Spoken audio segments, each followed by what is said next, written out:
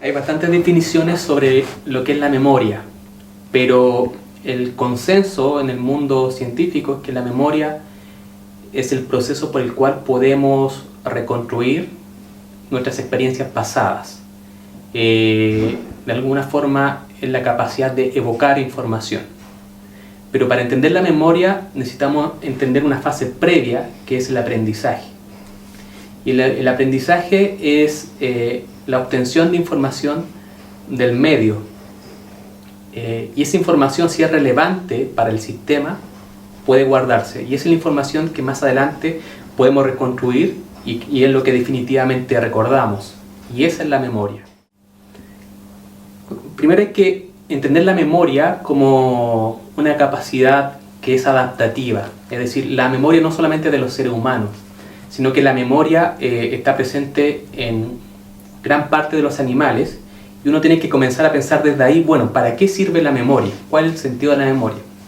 Y obviamente lo que permite la memoria es la sobrevivencia. Uno recuerda dónde está el hábitat, uno recuerda dónde está la comida, uno recuerda dónde fue atacado la última vez por depredadores, por ejemplo. Entonces la memoria nos permite sobrevivir. Eso es lo fundamental de la memoria, de manera transversal para la mayoría de los seres vivos. Ahora bien, en el caso del ser humano, la memoria tiene una función añadida, que es la de brindar identidad, ¿no? Permite tener una historia.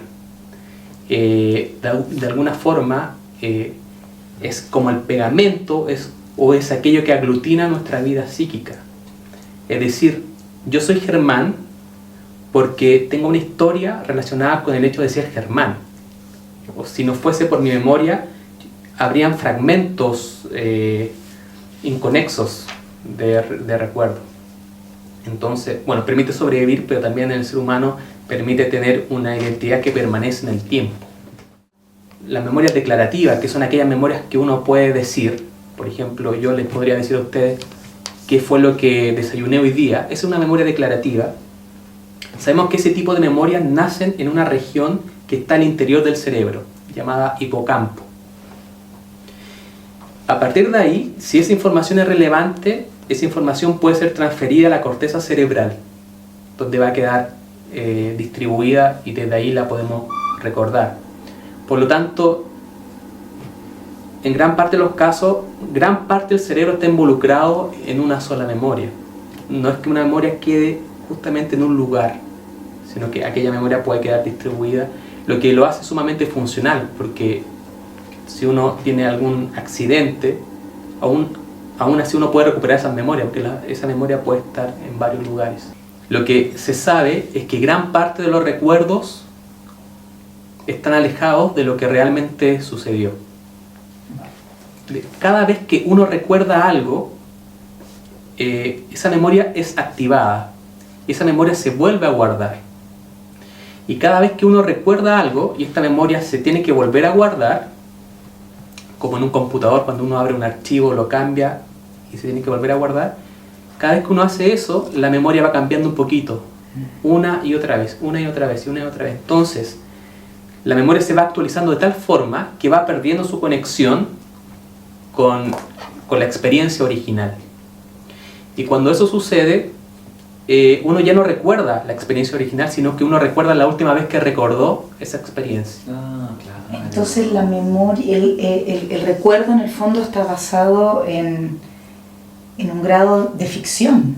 Sí, en gran parte. Uno recuerda la última versión de una memoria. Es decir, uno siempre está reconstruyendo el recuerdo y uno se está alejando cada vez más de la experiencia original. Es decir, cada vez que yo recuerdo más algo, más lo modifico. Si yo en este momento recuerdo mi infancia y la recuerdo con un buen ánimo, ese buen ánimo se va a guardar con esa memoria, y la próxima vez que yo recuerde mi infancia, esa memoria va a tener un tinte de buen ánimo, que fue lo que le añadí ahora último.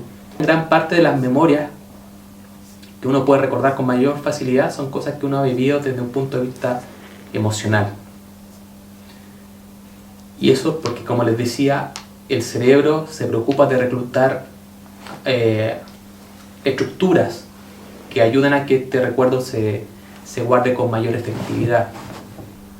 En la vejez se produce un declive, que puede ser un declive que es natural, que está relacionado con la vejez, donde puede haber una mayor dificultad para recordar algunos episodios que pueden ser más recientes fundamentalmente, pero también en la vejez comienzan a aparecer ciertas enfermedades que son bastante disfuncionales, por ejemplo el Alzheimer.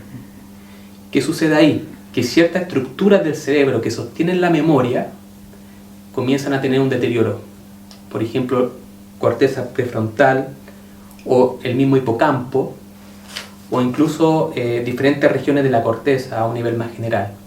Por lo tanto, hay una dificultad de recordar cosas que la persona ya vivió o incluso de crear nuevos recuerdos. Ahora bien, en la vejez suele darse como una determinada dinámica, que la persona puede recordar con mayor facilidad aquellas cosas que están mejor guardadas, y aquellas cosas que están mejor guardadas son las cosas de su infancia, adolescencia, aquellos episodios más tempranos de su vida.